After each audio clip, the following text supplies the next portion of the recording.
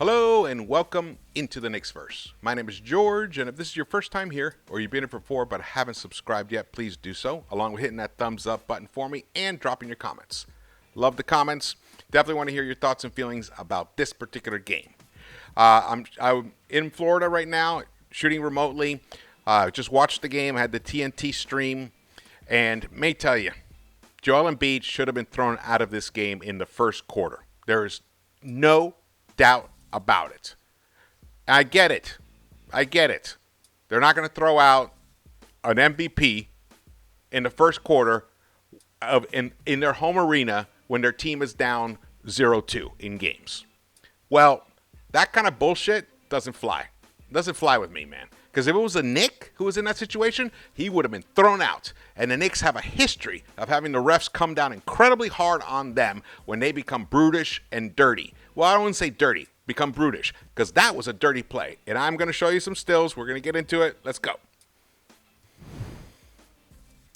All right. Here we go. Let's get back to here. Sorry, I didn't have it set up right. 125-114. The game was actually a lot closer than the final score. The third quarter was a total blowout because, guess what? Mitch Robinson could not go back into the game at the half. He left, never returned, and the Knicks were never the same. I tweeted this out early during the game. Very sad to see Joel Embiid reduced to being a punk. He should be thrown out of this game. Sixers look too desperate. They know this is a must-win, but they also know their only chance at defeating the Knicks is to play dirty. NBA should not allow this. 100% they should not allow this at all. Everyone knows what happened, and it's going to haunt Joel Embiid for the rest of his career, I'm telling you. Look at this play right here. Grabbing this guy. This is Mitch, who has been able to somewhat contain Joel and frustrate Joel. This is what Joel does. This is not a basketball play right there. Where's the ball? What's he trying to do? And look at Mitch's right ankle's twisted. So to not roll his ankle all the way over, he had to land awkwardly on his left ankle, and that's how he sprained his ankle right there. Everything Knicks tweeted this out. Embiid did everything. Embiid did this, then dropped a 19-point quarter with Mitch Robinson out. I'm sick. So am I. Join you on that, brother. Ian Begley tweeted this out. Sixers top New York Knicks in Game 3 behind 50 points from Joel Embiid. NYK has 2-1 series lead with Game 4 on Sunday. Mitchell Robinson left game with ankle injury. May have been hurt on flagrant by Embiid. Embiid went 19 of 21 on free throws. Can you believe Embiid had less foul calls than Isaiah Hartenstein by the half, and he committed these kind of fouls? Mind-boggling. Philadelphia got to the free throw line much more than New York Knicks and outscored New York Knicks by 16 in the third. Here, Tommy Beer tweeted this out. Incredible offensive performance from Joel Embiid. I do have highlights for you guys. Playoff career high 50 points on just 19 field goals. But his dirty and dangerous foul on Mitchell Robinson will follow Embiid around for a long time. Yep, and we won't let him forget it, will we? And then Ian tweeted this out. Asked Tom Thibodeau about Joel Embiid's flagrant one. Which one? The one they called or the one they didn't call? He was referencing when Embiid hit Isaiah Hartenstein in the groin. For no reason. He didn't even have the ball. And Joel wasn't even in the play. And he punched him right there in the groin. And Isaiah went down. He was in pain. Ridiculous. This kind of shit cannot continue. I am fucking pissed. It's disgusting, honestly. And now we've lost Mitch. We don't know. We don't know how it's going to happen. If he doesn't come back, Isaiah got cooked by Joel. Isaiah doesn't know how to properly slow Joel down. And he's also not making Joel work enough on the offensive end. So the Knicks now have a problem. That's right. They have a hole in their backup unit. And actually, maybe Mitch should have been starting the games. But Mitch looked hobbled. But he was gutting it through, playing it out. He was able to survive the first half. But, they showed him coming out of the dugout. The locker room at the half. And then turned around and went back in. And could not play. It's really a sad thing that teams That's part of their strategy. Let's just get dirty and brutish. There was a play early on. Dante was going in for a layup. Beautiful play. And his, alumni, they didn't go to school at the same time together, but Kyle Lowry comes over, smacks him in the face, gouges his eye right here. It was a big red gouge right here. And on top of that, you could see Isaiah Hartenstein later on in the game had a horrible red scrape down his throat. It was like bloody and everything. That's the kind of team the Sixers are. And they think they're going to win with pride playing like that? Absolutely not. And now, now I want these Knicks to not only punish them on Sunday, then go back and take care of business, close it out, gentlemen sweep. Gentlemen sweep. That's it. I knew this game 3 was going to be tough. I knew it was going to be tough. I actually thought we were going to lose this game anyway. I did. But based upon actual team play, you know what? They came out and they shot incredible in the third quarter. Of course, they had the advantage of having one of our key defenders removed from the game. But at this point, I'm sick of it. Honestly, shout out to the Knicks for not responding with the equivalent kind of dirty plays that Embiid did and the other Sixers did as well. Any one of these Knicks, when they were down on the ground and Joel's around them, could easily have headbutted his knee, elbow to the knee, whatever it is, getting up, shoulder to the knee. Send this guy to the bench. Send this guy out of the game. They could have done something dirty like that, but they didn't. Because they know they can beat this team anyway. And they have. They stole their soul the other night in Game 2. Game 1, beautiful. And tonight, it took this kind of bullshit for them to win. I am utterly disgusted. Completely disgusted. Now, let's get to the highlights. Oh, man. Game got off. Actually, we were down 4-0 right away, but then OG hits a three-pointer right there, and the Knicks took the lead pretty quick. At one point, they finished the first quarter. They were up 2 points. It was 29-27 by the end of the first quarter. The Knicks shot 4 of 6 from the three-point line, 66.7%. They shot 54.5% overall in that first quarter. But they did commit, 3 turnovers. Though, the Sixers responded with 3 turnovers themselves. However, they did allow the Sixers to get a lot of second-chance points. That's one thing that, unfortunately, has come back to hurt them. The Knicks went through the free throw line 4 times, only connected on 1 free throw in that fourth quarter. And that's Mitch missed both of his, and that was because, when he had to take the free throws after that play, because they did get a flagrant one, so he took those free throws. And then Dante had a free throw. He missed one of the 2 of his. Dante had a very poor offensive game for himself, but luckily, Jalen Brunson was able to come through with a big game. Finally, he finally broke through. Sorry, I was hearing an echo here. Let's see, Jalen. He had 9 points at the end of the first quarter. He played the entire 12 minutes. So did Josh Hart. Josh Hart got off to a shaky start offensively. He was only 1 of 4 there with 4 assists in that first quarter. As you can see here, comes in. Oh, Deuce comes in, buries the 3. Nice. Deuce had a decent game. Maxey, of course, is always an issue, though the Knicks did a decent job of somewhat containing him. It was really, Joel Embiid had a monster Michael Jordan-esque type of game offensively. Now, can he do it, can he do that 3 more times? No, he will not. That's why the Knicks will win this series. But I'm so appalled at the methods that they had to resort to so that they would avoid a sweep. It was so ugly. Honestly, I'm furious. And there's OG with a nice midi.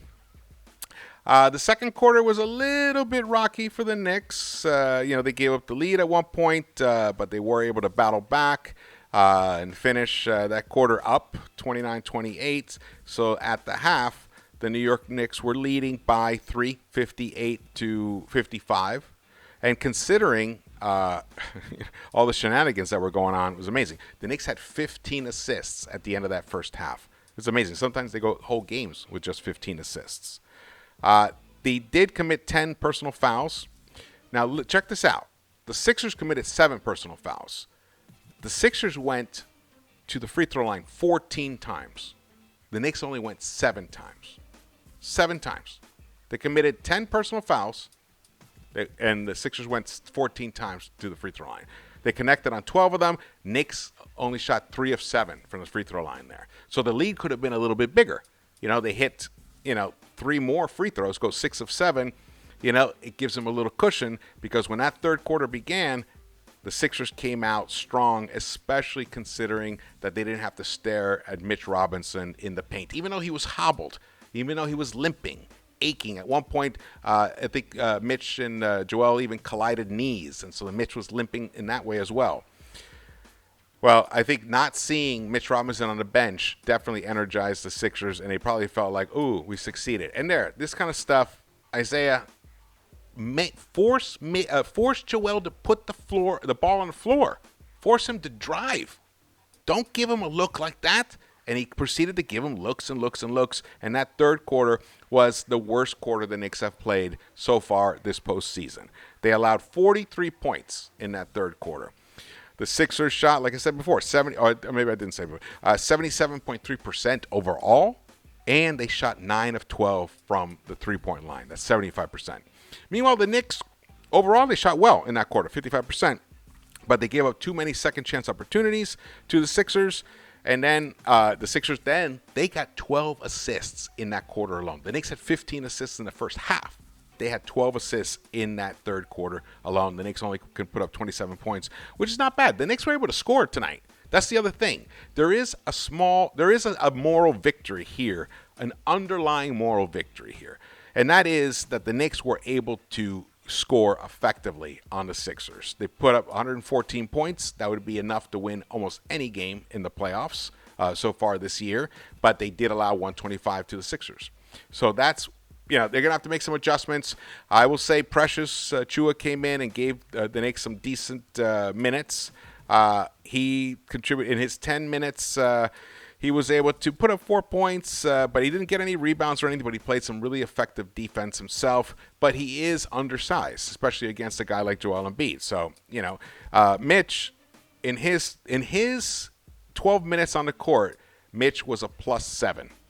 There only 2 other guys were plus tonight in the plus-minus. And that was Bojan, which was just a +1, but he only hit 1 bucket. He was 1 of 5, but it was a three-pointer. But he did go to the free throw line 3 times, but again, only hit 2 of those. Picked up 3 rebounds, 1 assist. Got a block, but he committed a turnover, 5 points he finished with, so he was a +1. But Precious Achiuwa finished with a +6 in his 10 minutes. So those minutes were effective. Can Precious fill in for Mitch if Mitch cannot play in Game 4? Honestly, it's going to be tough. It's going to really require Isaiah Hartenstein to study film, watch film, talk to Mitch, really get into how he can effectively guard Joel Embiid without constantly getting into foul trouble. And they are calling everything. Everything. If you sneeze near Joel, boom, whistle, blows. It doesn't matter what. I mean, the Sixers can hack, smack, elbow people's heads, no matter what, they won't get called for fouls. They won't. And the evidence is in the final stat line. The Knicks were 13 of 19 from the free throw line. Now, it's an appalling number, 68.4%, but 19 free throw attempts, okay? Meanwhile, the Sixers went to the free throw line 33 times and connected on 28 of them. So that stuff has got to change. The Knicks have to figure out how to deal with that. Now, let's get into the stats here. I've been rattling them off, but you can see OG had a good stat line game himself. He played 39 minutes, almost 40 minutes, 7 of 11 field goals, 3 of 4 from the three-point line, 4 rebounds, 17 points. But the problem with that is, in that period when the Knicks needed him the most, which was the third quarter, he played all 12 minutes of it, only attempted 1 shot. It was a three-pointer. That's it. 0 points for him. 1 assist, 1 rebound. Now, he plays his outstanding defense, but we need offense as well at that time. If it weren't for Josh Hart going crazy in that quarter, who knows? This game could have been way over, way before. Jalen Brunson also played. 4 Knicks played all 12 minutes in that third quarter, and that pretty much cooked them. They did not have much left in that fourth quarter to make it a decent run. And Dante DiVincenzo, in his 9 minutes, no points at all. He was a -8. The other Knicks that played all 12 minutes, a -16. It's a rough formula. It's really hard to win in the NBA if you're not scoring points at all. And you're allowing the other team to get comfortable. All right, let's keep going here. You can tell I'm really annoyed and frustrated. Isaiah Hartenstein was a -24. Brunson a -14. Brunson committed 4 turnovers, and at least 3 of those were brutal. 2 of them came in the fourth quarter while the Knicks were flirting with doing a little comeback, where I think they got the score down to 7 points, maybe even 6 points, the lead down to 6 points or 7 points, and they looked like they could go on a run. Two bad turnovers by Brunson, uncharacteristic for him. It's almost like he's trying too hard. But overall, when you look at his stat line, 39 points, 13 assists, tremendous. Couple of rebounds, but those 4 turnovers are glaring right there. And the Knicks only turned over the ball 9 times tonight. So it's not like they were sloppy with the ball, except for Jalen. Here's the Sixers stat line. As you can see, Maxey had not a particularly good game for him. 9 of 21 overall, 25 points, but did get 7 assists. Joel Embiid, just a monster game statistically. 50 points, 13 of 19. I mean, that's incredible numbers, sick numbers.